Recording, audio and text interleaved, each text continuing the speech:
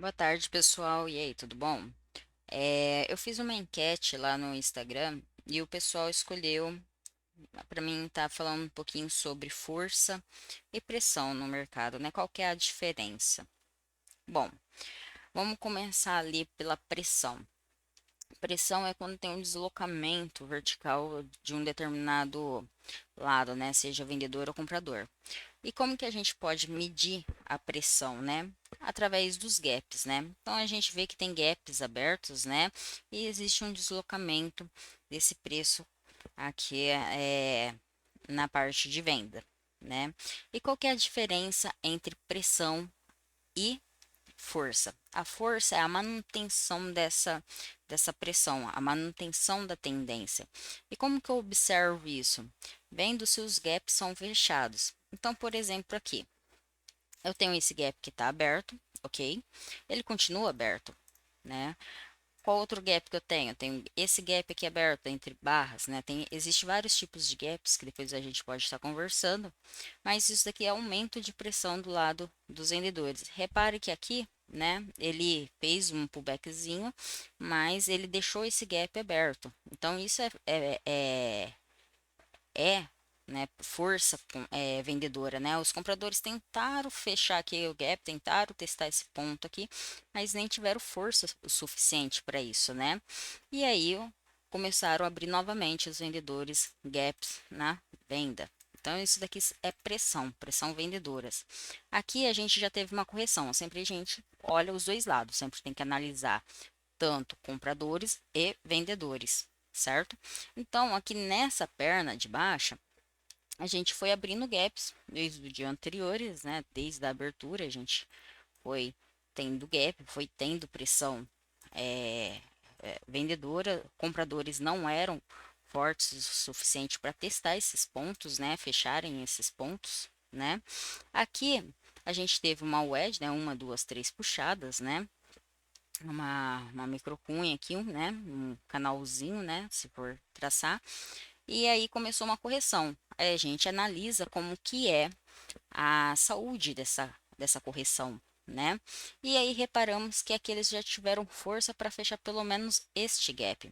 Só que eles não foram fortes o suficiente para buscar a base desse canal aqui, certo? Deixando ainda esse gap aqui meio que aberto.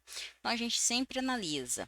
Aí analisa também como que foi a perna dessa correção. Deixou o gap aberto?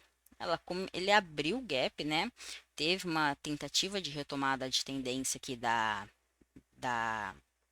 dos vendedores, que não foram fortes o suficiente naquele momento para fechar esse gap de alta, mas aí no final do pregão eles foram fortes o suficiente para estar fechando este gap, não deixando nesse dia gap compradores aberto. E temos pressão vendedora, certo? Então, a pressão é a manutenção da força. Eu sempre faço uma analogia. Vamos supor, aquele pessoal que faz exercício com aqueles elásticos de braço, que aí eles pegam e esticam o braço, colocam na palma da mão o elástico e eles esticam, eles fazem uma pressão para deixar aquele elástico, né, aberto. E aí eles ficam alguns segundos ou minutos com aquele elástico ali. A manutenção para eles conseguirem manter por um determinado tempo esse elástico esticado é a força, né? É a manutenção de você conseguir aplicar aquela força. A partir do momento que você não consegue sustentar, você vai perdendo a força, né?